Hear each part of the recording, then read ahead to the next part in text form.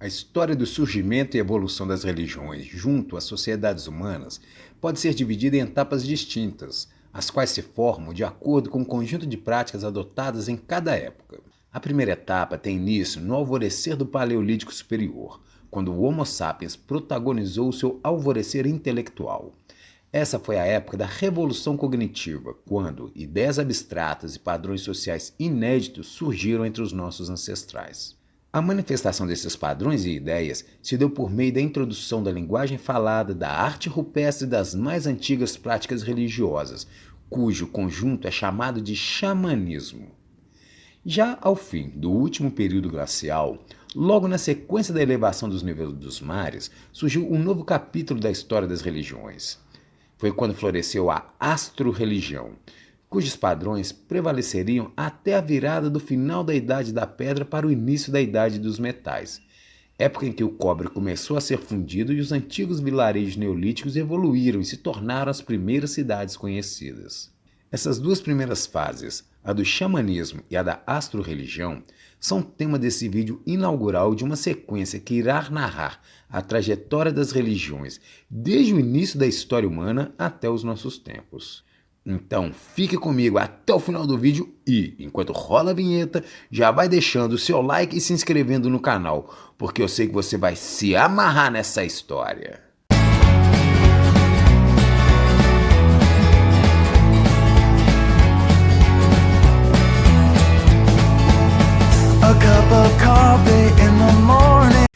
Alguns estudiosos reconhecem como a mais antiga manifestação de alguma religiosidade o fato do Homo sapiens ter começado a enterrar os mortos desde os tempos próximos ao início da última glaciação, há cerca de 110 mil anos atrás. Pode ser que, de fato, esse comportamento representasse um primitivo sentimento de religiosidade.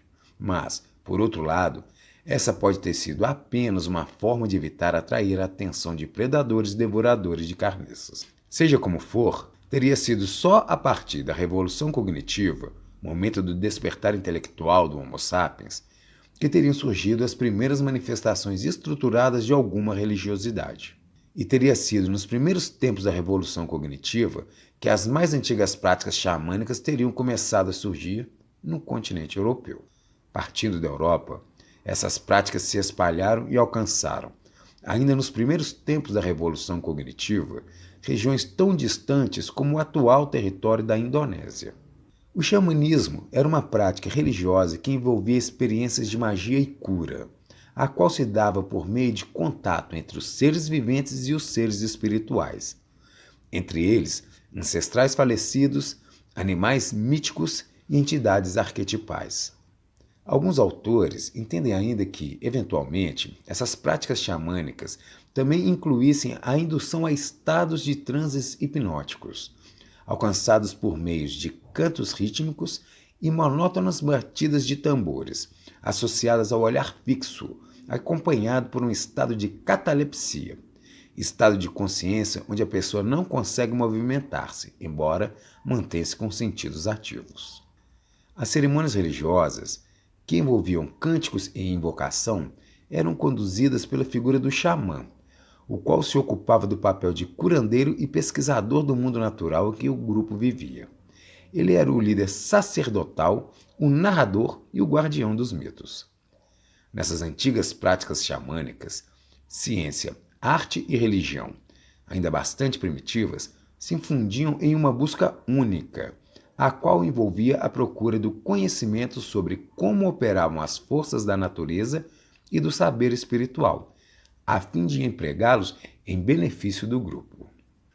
Mais tarde, já por volta de 17.000 AEC, a sabedoria xamânica já incorporava algumas referências ao conhecimento astronômico, o qual já associava a passagem das estações à presença de algumas constelações nos céus noturnos, conforme se verifica a partir dos resultados de alguns estudos que tiveram como base a evidência rupestre deixadas pelos Cro-Magnons, notadamente aquelas encontradas na caverna de Lascaux, no sudoeste da França.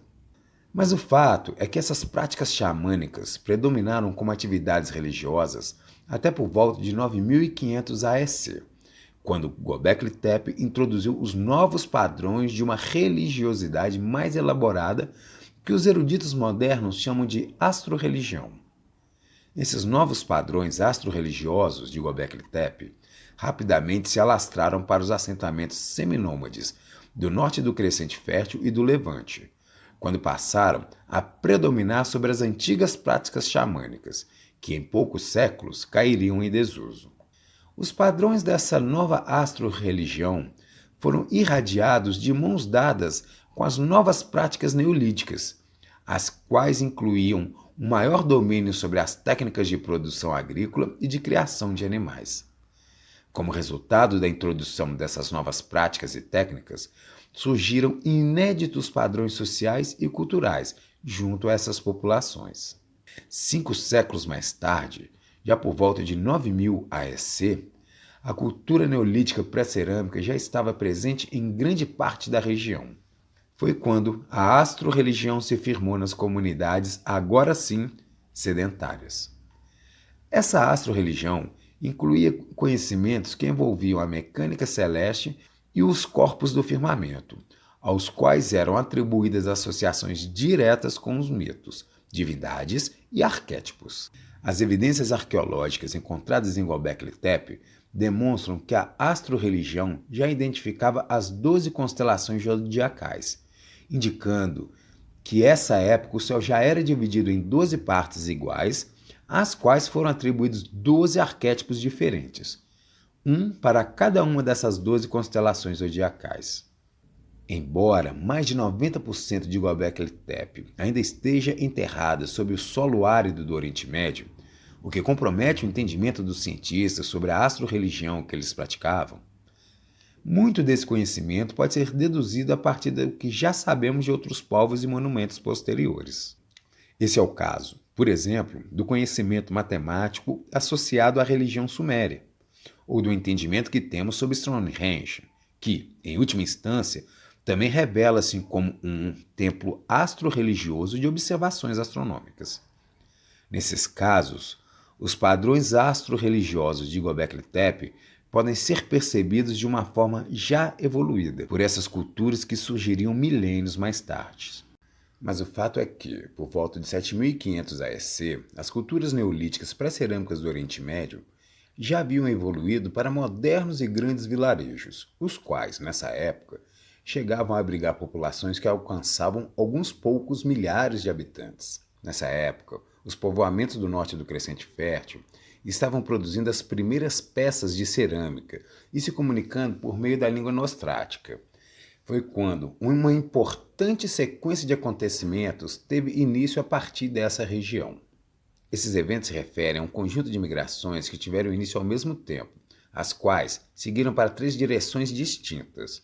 Em 7500 AEC, grupos neolíticos se dispersaram a partir do norte do Crescente Fértil, levando na bagagem as práticas agrícolas, a astro-religião e a sua língua. Um desses grupos seguiu em direção ao sul, alcançando o noroeste da África e o sul da Península Arábica, já por volta de 7000 AEC.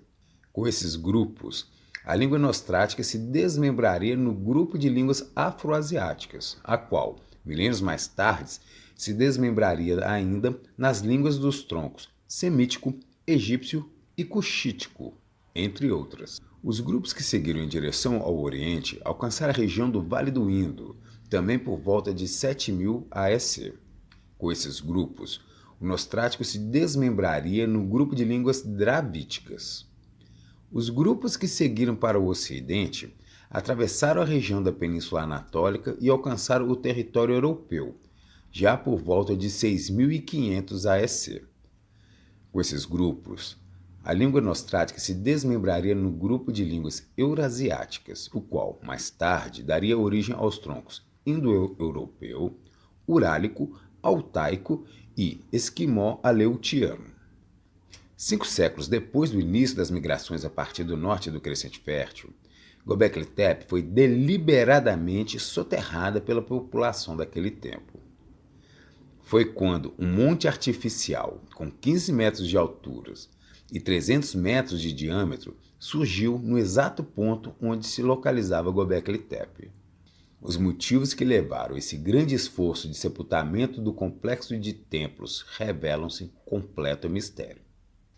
E assim como a súbita elevação no nível dos mares na época do Dryas recente, período que marca o fim da última glaciação, nos remete a uma natural associação com o mito do dilúvio universal, a construção de Göbekli Tepe, logo na sequência da elevação dos níveis dos mares, nos traz à mente a lembrança da narrativa bíblica na qual o patriarca Noé, logo ao fim do dilúvio, ergueu um templo para oferecer animais em holocausto ao Senhor Deus. Da mesma forma, esse ponto da história neolítica da humanidade parece encontrar paralelo na narrativa bíblica da Torre de Babel, na qual Deus teria destruído uma torre construída pelos homens e confundido a sua língua. Ao que tudo indica, talvez esses tenham sido os eventos reais que foram narrados pelos mitos originais, os quais, mais tarde, seriam herdados pelas religiões futuras por meio dos processos de sincretismo religioso.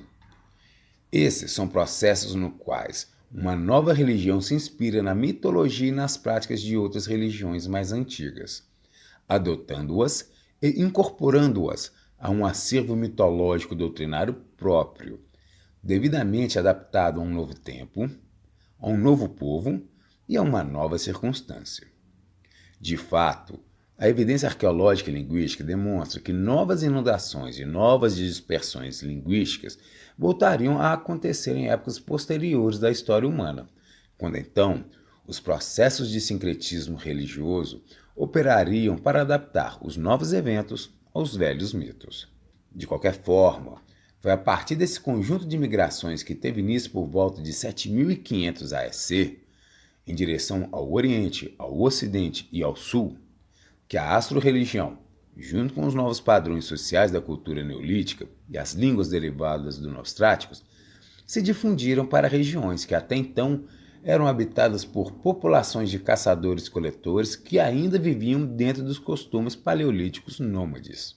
Ao longo dos milênios que se seguiram, as práticas astro-religiosas foram absorvidas por novas populações neolíticas que surgiram na bacia do Tigre-Eufrates, no Vale do Nilo, no Vale do Indo e no Vale do Danúbio. Na sequência da passagem do tempo, a vanguarda dos grupos migrantes seguiu avançando, de forma que os seus descendentes alcançaram as estepes da Eurásia por volta de 5500 AEC e, ao atual território da Grã-Bretanha, por volta de 4000 AEC. 8 séculos mais tarde, esses últimos ergueriam Stonehenge. Em todas essas regiões, a cultura paleolítica, que incluía as práticas xamânicas, havia sido substituída pela cultura neolítica, que incluía a astro-religião. A astro-religião se fixou em todas essas regiões e foi, de tal forma, bem-sucedida que as civilizações posteriores registraram por escrito ampla literatura astronômica, com o céu dividido em 12 partes, as quais acomodavam as 12 constelações zodiacais que se associavam aos 12 arquétipos fundamentais. Essa parece ter sido a origem da cruz zodiacal, a qual representa a trajetória solar no transcorrer do ano, tendo como pano de fundo as constelações zodiacais. Dela surgiria a inspiração para a criação dos arquétipos zodiacais e dos arquétipos planetários, os quais viriam a dar vida aos mitos das antigas religiões politeístas. Por volta de 4000 AEC, os sumérios introduziram a mais antiga escrita conhecida, a qual era feita por meio de inscrições pictográficas impressas em tábuas de argilas ainda úmidas, as quais eram deixadas para secar ao sol ou em fornos.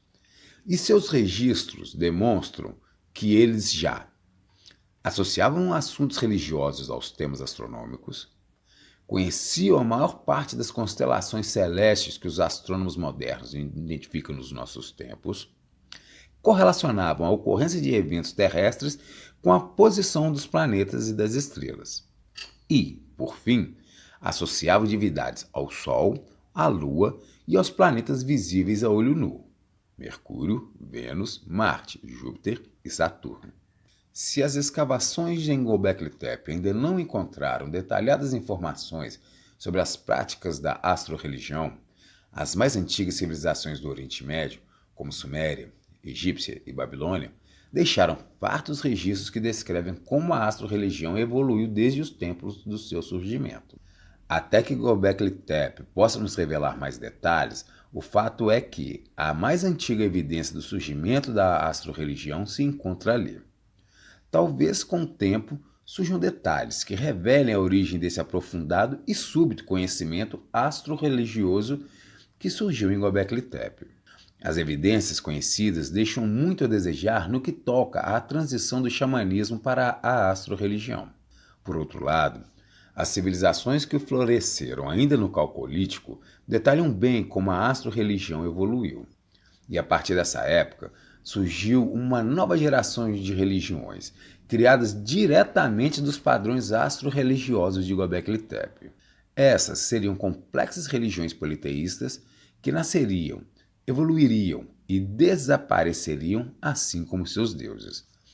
Elas dominariam a cultura das nascentes civilizações durante a sequência dos milênios seguintes, acompanhando o florescimento, a ascensão e a queda dos reinos, dos governantes e dos povos.